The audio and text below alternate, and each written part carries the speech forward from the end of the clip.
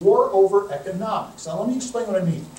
Many Western empires came and went, right? There was a Portuguese empire, the Spanish empire, there was the British empire, there was the French empire, there was the Dutch empire. How would you like to build your empire on trading tulip futures?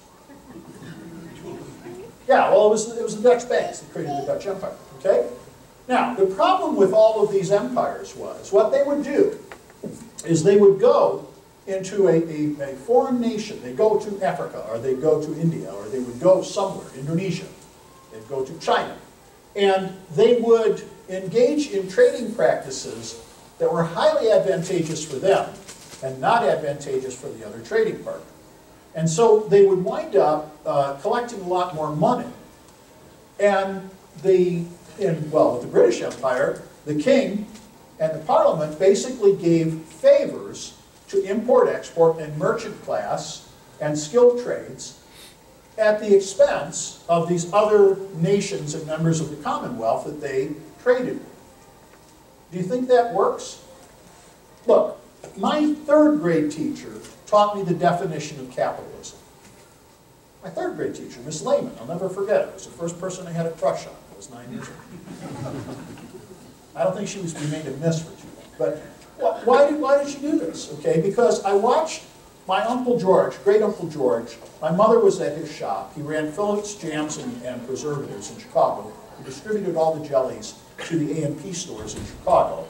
And my mother used to go there on a weekend because she would, Depression era baby, and he would sell her stuff at wholesale, and so she'd stock up. She couldn't find a sitter, so my brother and I went with her. And he leans over to me, I'm the older brother, he says, "Peter, would you like $50?" I said, "Thank you, Uncle George." "Johnny, would you like $50?" "Oh, yeah!" My brother was like that about money. So he took out his billfold, took out a dollar bill, ripped it in half, and gave half to King George. And I watched my mother go ballistic. "What are you doing, George? Oh my God, I'll give you quarters, I'll just spend this and and of course all of George's employees are laughing, and George is laughing. I didn't even know what the definition of money was. So Monday, I'm in class. Miss Lehman, my hand goes up. I'm the south side of Chicago. If I wandered off the right street in any one of 4 directions, in the wrong side, I had any one of 5 ethnicities that would beat the out of me, okay? You got street smarts pretty fast where I grew up. So I knew, just asking this question about adding another word to vocabulary class, I was in trouble. Charlie Weber was going to catch me recess, okay? So I said, "Would you define money?" She says, "Yeah, money." And she went through and named the work that everyone's parents did in the class. And then she said, could your daddy build a car, Freddie?" And Freddie's dad ran the Rexall drugstore. "Oh no, he tried it once, and Mommy said, never do that again." So she went through all this, and she says, so in the early days, people used to do barter. That was a word we learned, barter, because they would trade for what they could do for what others would provide them. But when railroads and when automobiles and trucks and airplanes started to be able to take things farther distances, you couldn't exactly trade what you could do or made or you grew. And so money became a way of measuring the value of a trade. That's very important now. I'm 9 years old. Money was defined for me as the way of measuring the value of a trade. That's all it is. Money has no intrinsic value. It's a piece of paper, it's a coin. But it is a way of measuring the value of a trade. And then she says, and this trading is called barter, another word, and then she says, and now we're going to find a new word called capitalism. That's a lot of syllables for 3rd grade, right? So she writes capitalism on the board, and she says, capitalism is a system of barter in which all the trading partners believe they receive equal or greater value for what they give up. So we wrote it down. Capitalism is an economic system of barter in which all the trading partners believe they receive equal or greater value for what they give up. And then she says, and this is not a theory, you do it all the time. Now, Charlie Weber's dad was a union guy. Charlie jumps up, because we were in alphabetical order, so Charlie sat behind me, which is why I knew I was going to get beat up. Right? And a boy sat on one side, the girl sat on the other side. Charlie jumps up and says, "I don't do no sneaking capitalism." She says, "Yes, you do." "No, I don't." "Yes, you do." "No, I don't." "What's a Mickey Mantle card worth?" He goes, "2 Duke Snyders."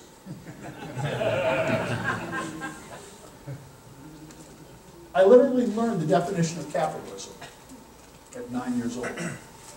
Now, the problem that we face in the world today is the other guys define words to mean something that they don't.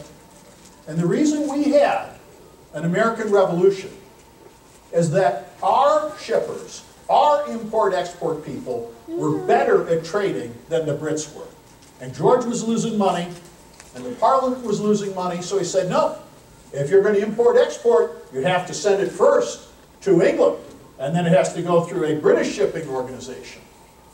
And you can imagine what kind of response that got. You're all Americans. Oh, yeah, right, okay. And that's why people like John Hancock, who was a shipper, had their boats boarded as being pirates, because they weren't following these rules that the king placed on them. In that day, that word was called mercantilism. It's where government gives preferred advantage in trade to people of its own choosing. Does this sound familiar? Yeah. But they defined that as capitalism. I had 2 kids come and visit us that were on Occupy Wall Street. And I'm listening to them. I said, well, while you were there, oh, we're so outraged. You know, the banks, you know, and their collusion with the government. I said, I couldn't agree with you more. I said, what? I said, I couldn't agree with you more. How can you do that? I said, I'm a child of the 60s. We're the ones that invented this kind of protest. Don't worry. Right? Then they went a little farther, and then they'd say, well, you know, we were just outraged with all these people. I said, well, I have to politely disagree with you there. I disagree with this. I said, I'll tell you when, you know, so they dumped for about 40 minutes. And some of the things that they said, I agreed with. I understood what was, I was young once. I understood what was driving the passion. And other things I didn't. I just said, I'm going to have to politely disagree. So when it came my turn to talk, I went on to explain what I agreed with, but why they were protesting in the wrong place. They should have done it like we did and gone to Washington. It was the politicians that were wrong. And by the end of it, I explained the definition of capitalism, and that the reason they were there is they wanted me to debate against 2 professors at the university, one who represented socialism and one who represented anarchy, and I would represent capitalism. And they needed to know if I was going to represent, I'd shred them if they were there, but we had to define capitalism the right way. Because I was damned if I was going to defend mercantilism. I don't believe in it. Right? We got to the end of this conversation and their jaws dropped, and the young man said, oh my God, we're capitalists. I said, yes, you are. And what happens is when you take away capitalism from people, then you wind up with an oppressed class. And under Stalin, they were shipped to the Gulag or murdered. I said, in Venezuela, you have it stolen from them. And on and on. I said, guys, capitalism is instinctive. But the problem is, as conservatives, we think the words we use mean the same thing to the other people. And the problem is also that we are so sure that if we can just clearly explain to them how this really works, and it's the truth, there's historical truth, there's current evidence, there's all kinds of ways we're certain we've laid the facts out well, you know, got good people, great brains, and so on and so forth, and it doesn't get through. Do you know why? Because beliefs are more powerful than the truth. If you asked any progressive whether they believe they have a right to the things they worked for or earned, property rights, they would agree with you. And if you said, well, I don't think you have a right to it, I'm going to take 80% of what you've got from you because I don't think you have a right to it, how do you think they'll respond and react? I don't like that, right? But in fact, the whole foundation of democracy and, quote, free trade is based on property rights. We were a nation formed on an economic revolution against the violation of property rights. And I don't care if it's socialism, communism, despotism, mercantilism, they're all the same damn thing. But the problem is, as conservatives, we think if we just explain it to them, they'll get it. And they don't. And the reason is, beliefs are far more powerful than the truth. You have to, one of the reasons I'm asked to help with communication tactic and strategy is I know ways to get people to get that epiphany that made them think they figured it out. And so their beliefs change. Today we had a terrorist act in Boston. It's a horrid thing. Do you think you could explain to a terrorist that murdering innocent people makes any sense? No, in their mind the belief is Allah is God and all the rest of us are infidels. I mean, that's a culture that values learning to lie at a high art form if it is pleasing to getting people to do the will of Allah. Can anyone here frame yourselves on this? That you're raised to become exquisitely good at lying? It's part of their culture. Trust me, you do not get across to them by telling them the truth. So, how do we make this change? I mean, what is it that we really have to do, okay? I believe that Hydra has a lot of necks. And one of the necks is the elite, the ruling class. Now, how many of you believe there's a ruling class? The president is certainly an example of the ruling class, right? Well, the problem is that the liberals, the Democrats there, in Washington, they know they're the ruling class. And a lot of what they do with a lot of the, quote, Republicans come in is they invite them into the ruling class. Yeah, we'll give you a little bit, you come with us, and then you have a ruling class and the rules don't apply at that point. How do you fight against that? That's tough to do. Do you know they believe in control of the species? Social economic control of the species. This goes back all the way to the turn of the century. Do you know that the fundamental foundations of the racism that Hitler believed came out of a belief set from the University of Chicago? Do you know that people as late as the 1970s were still being put into mental institutions, castrated, led terrible, horrid lives, all kinds of things, because they believed they could control the species? Do you know that in the African-American community, there is a belief among conservative African-American communities that the whole idea of abortion and the kind of support systems there are is there to try and control their breeding of that species. This is horrid stuff. It's been here for a long time. We know that mercantilism, big business collusion, that's one of the necks. Labor unions, public education curriculum. Thank God for Kirk, the voice of sanity in our public school systems. When I was raised in the public school system, we were taught how to research, how to objectively think, how to debate. And you had to learn how to debate defending something you didn't believe in. Not just what you did believe in. So that you could think when you got out. Today the educational system teaches children what to believe, not how to think. My wife and I own 3 small companies. We wind up hiring a lot of younger people. And I'll be quite frank, not 1 in 20 of them could have made it through my 8th grade class. That's a sad statement. But there's no question that public education is one of the necks of Hydra. You know, the entitled citizen, Santa Claus. You have a whole series of dependent class people. They control the media and the messaging, regulatory law, healthcare, weakening of national defense, enforcing progressive beliefs on the people. They're enforced on you. You don't submit, they'll kill you. One cut at a time will never do it. We have to learn this from Hercules. It will take death by 10,000 cuts. It's guerrilla warfare. And we're going to have to do it as everyday citizens. We've got to simplify the messaging. We can't have a centralized structure. There is no big national conservative controlling element that's going to rise to the front in order to do it. It's guerrilla warfare. Now let me give an example. Right after the election, the Virginia Tea Party leadership asked me to come in and speak to them. It was like November, when was that? 12th? I think it was November 12th.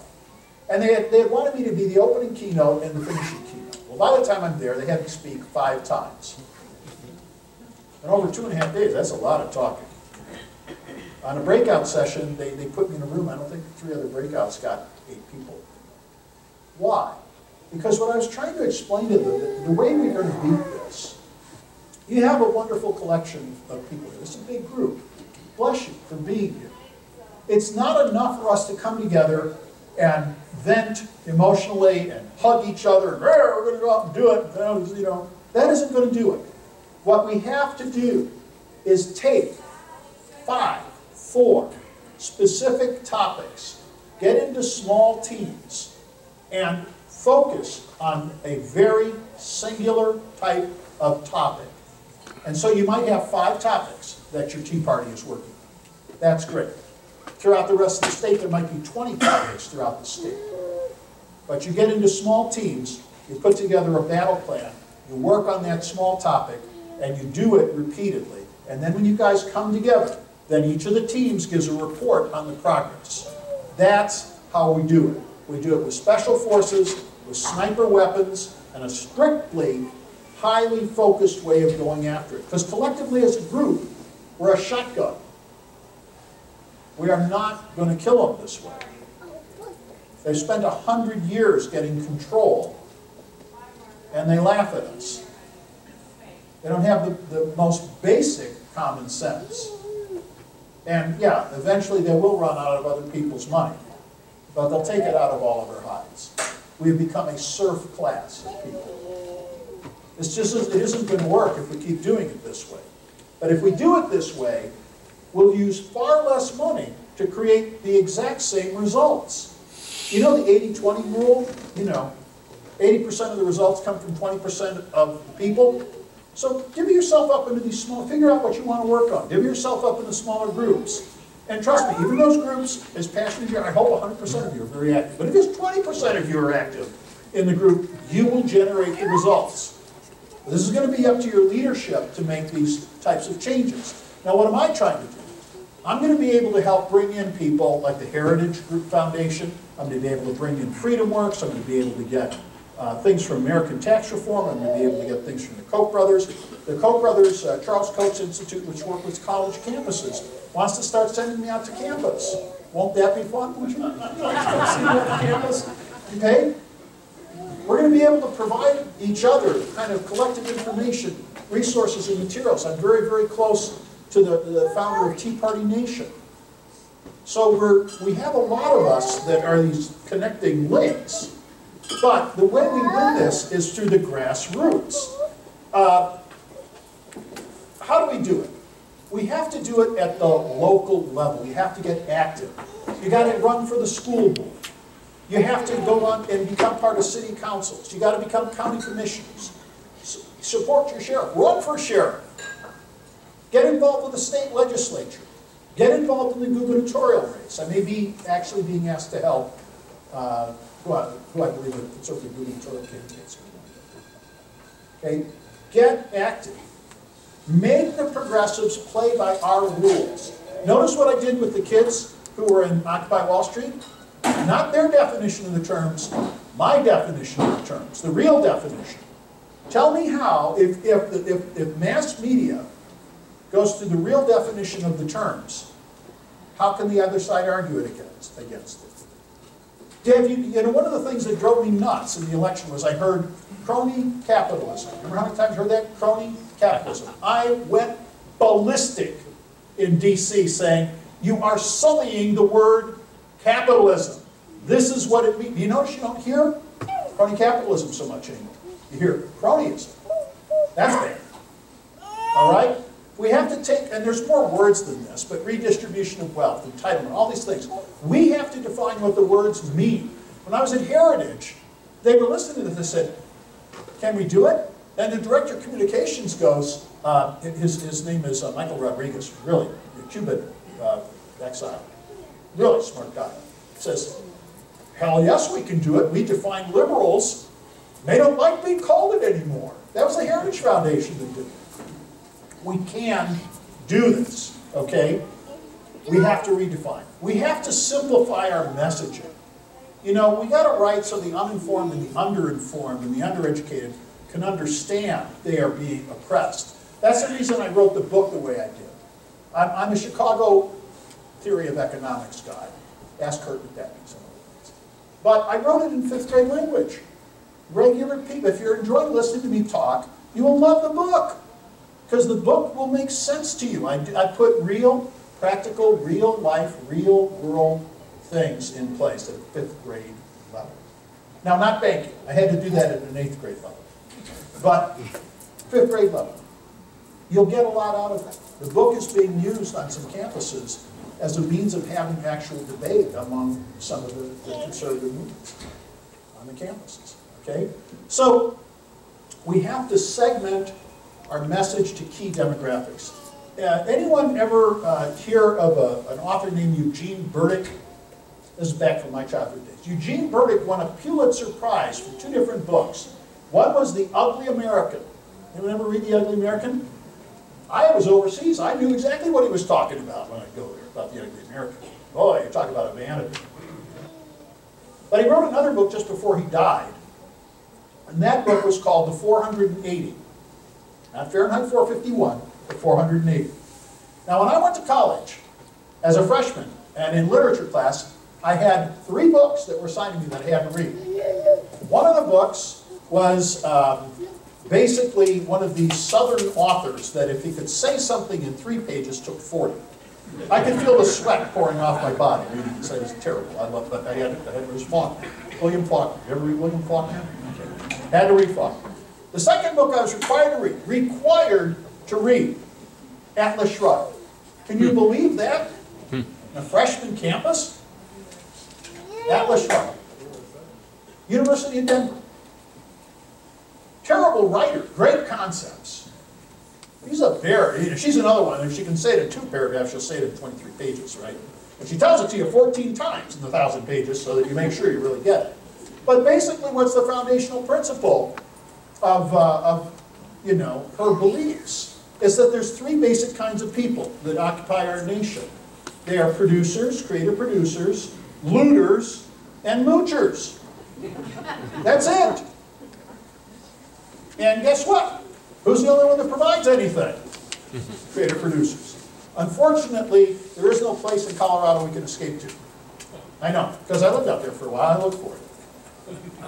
The third book I was required to read was called The 480. And what it was, Eugene Burdick looked at a candidate for the president that didn't have any chance of winning because he was running against an incumbent vice president.